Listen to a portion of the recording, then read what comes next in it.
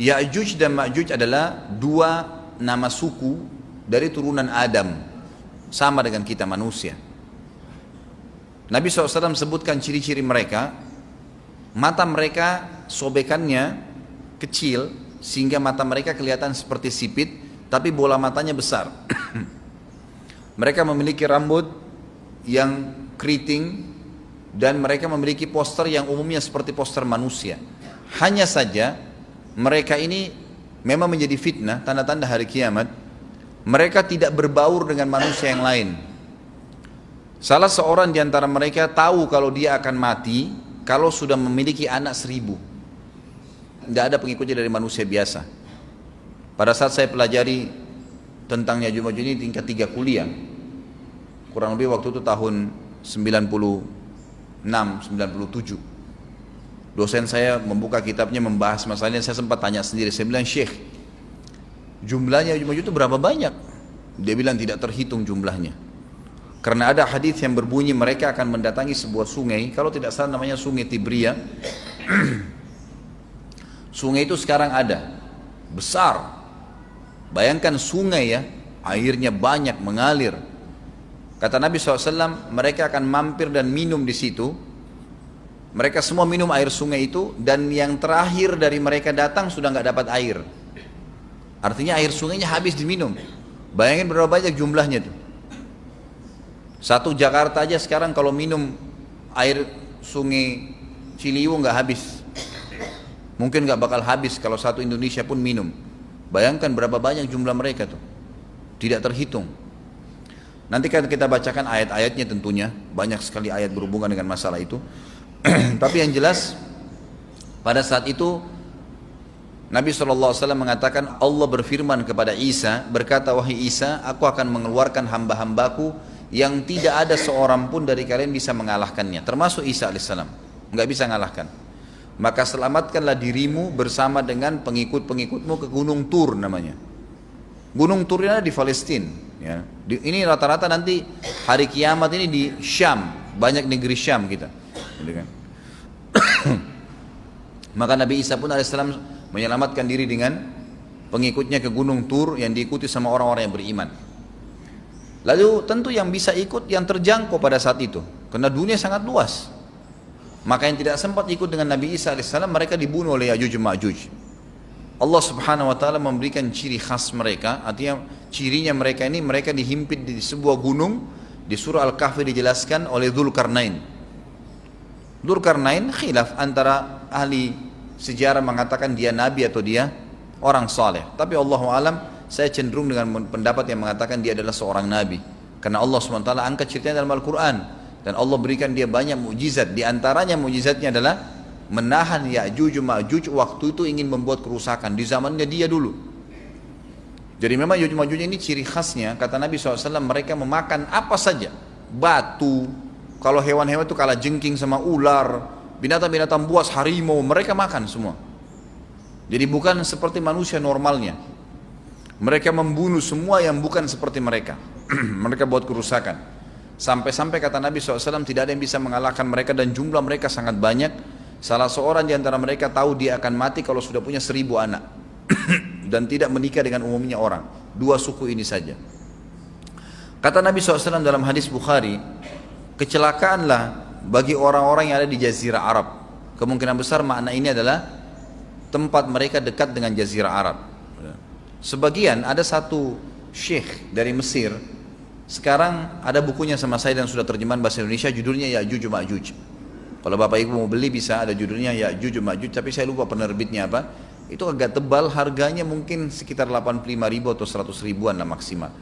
Itu khusus, dan beliau adakan penelitian, saya baca dan memang sangat konkret dan ilmiah. Beliau mendatangkan fakta kalau tempat Ya'juj Ma'juj yang disebutkan dalam Al-Quran itu ada di Cina, tembok Cina. Jadi seperti yang disebutkan dalam Al-Quran, 2 gunung yang disatukan, di antara celah gunung itu ditaruh tembaga-tembaga. Pernah pemerintah Cina mendapatkan ada celah dari tembok Cina itu yang bolong, waktu mereka mau tempel bolongan itu dengan batu tanah yang mereka biasa taruh sekarang, ternyata di dalam itu ada tembaga yang mengeras, dan seperti disebutkan dalam Al-Quran. di mana ya Zulkarnain mempertemukan antara besi-besi yang ditumpuk lalu dipanasi, dibakar sehingga menjadi meleleh, kemudian disirami lagi dengan timah yang meleleh juga dan dibiarkan kering sehingga menjadi tembok besi. Kata Nabi SAW, kecelakaan bagi orang-orang yang Jazirah Arab karena telah terbuka dari lubangnya Ya'juj Ma'juj sebesar ini. Udah kasih isyarat dengan jari ibu jari sama jari tengahnya. Artinya mereka sudah bisa melihat keluar. Tetapi kata Nabi SAW, setiap hari mereka terus menggali gunung itu, berusaha untuk keluar. Pada saat mereka tiba di malam hari, mereka capek, mereka mengatakan besok kita lanjutin. Mereka bangun besok pagi, gunungnya kembali utuh lagi. Sampai nanti waktu di mana Allah izinkan mereka keluar. Pada saat mereka keluar, maka mereka akan mulai membuat kerusakan. Ada di halaman 82 ya. Al-Anbiya 96 sampai 97 ayatnya. Ingatlah hingga apabila dibukakan tembok Ya'juj Ma'juj, bolong, jebol, dan mereka turun dengan cepat dari gunung-gunung itu, dari seluruh tempat yang tinggi. Kita tahu itu jaraknya berapa ratus kilometer, bahkan mungkin ribuan kalau nggak salah ya. Semuanya itu akan dipenuhi Ya'juj Ma'juj. Dan telah dekatlah, kalau sudah terjadi itu, kedatangan janji yang benar, maksudnya hari kebangkitan. Maka tiba-tiba terbelalaklah mata orang-orang kafir. Mereka berkata, aduhai celaka kami, sesungguhnya kami dalam kelalaian tentang ini, bahkan kami adalah orang-orang yang zalim. Kenapa? Karena Ya'juj Ma'juj tidak lihat apakah kafir atau beriman. Mereka tidak butuh, bukan seperti Dajjal ya. Dajjal butuh jadi pengikutnya, oke, aman. Ini enggak, siapa saja ditemuin dibunuh. Dia enggak pandang, enggak mau tanya kamu dari suku mana, kamu agama apa, tidak dipandang. Orang-orang muslim pada saat itu, orang-orang muslim pada saat itu yang ikut dengan Nabi Isa AS berhasil selamat. Walaupun pada saat itu di muka bumi umumnya orang sudah beriman. Yang dimaksud di sini orang-orang kafir adalah adanya orang-orang yang masuk Islam karena terpaksa, karena mereka tidak terlalu faham pada saat itu, lalu mereka menganggap remeh informasi dari Nabi Isa alaihissalam. Maka mereka terbelalak matanya karena dibunuh oleh Ya'juj Ma'juj. Kata Nabi SAW di dalam hadis sahih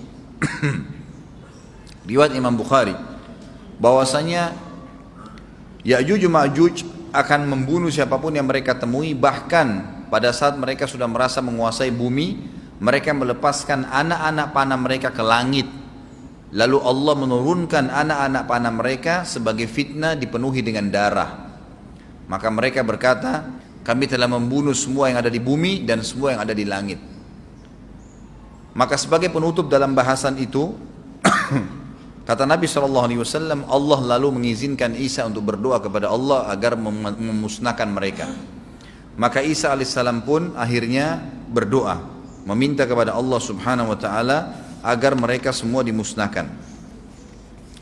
Maka pada saat itu pun Allah Subhanahu Wa Taala menurunkan kepada mereka hama. Sebagian hadis menyebutkan serangga kecil seperti cacing, banyak sekali yang menimpa tubuh-tubuh mereka. Setiap orang satu. Dan itu membuat mereka mati. Membuat mereka mati. Dan mereka mati seketika semuanya. Jadi secara bersamaan semuanya meninggal. Allahu a'lam waktu itu berapa ratus juta jumlah orang Ya'juj Ma'juj pada saat itu, tapi semuanya akan mati. Dan seluruh muka bumi dipenuhi dengan jasad mereka. Setelah itu Nabi Isa AS pun berdoa kepada Allah Subhanahu Wa Taala agar menghilangkan jasad-jasad mereka yang baunya sudah luar biasa waktu saat itu disebutkan dalam hadis. Maka Allah Subhanahu Wa Taala mengabulkan dan mengutus dari arah barat burung-burung yang lehernya panjang dan pelatuk mulutnya besar, yang memegang setiap jasad Ya'juj diambil, diangkat setiap orang satu burung. Bayangkan berapa banyak miliaran burung pada saat itu. Kita nggak tahu bagaimana, Allahu a'lam, tapi ini wahyu, penyampaian informasi yang pasti. Diambil, kemudian jasad-jasad mereka dilempar ke lautan. Lalu Allah SWT turunkan hujan. Pada saat turun hujan, maka hujan tersebut membersihkan semua bekas-bekas mereka, kotoran mereka, darahnya segala bersih. Maka bumi kembali subur lagi. Tapi tidak disebutkan berhubungan dengan masalah ini berapa lamakah kejadian tersebut terjadi. Kemudian setelah itu Isa AS memimpin lagi di muka bumi sampai beliau meninggal. Setelah Isa AS meninggal, kembali lagi sebagian besar manusia berbuat kekufuran. Kembali manusia berbuat kekufuran. Mereka kembali lalai, nggak ada lagi pemimpinnya karena terlalu banyak orang pada saat itu, maka ada yang kufur lagi.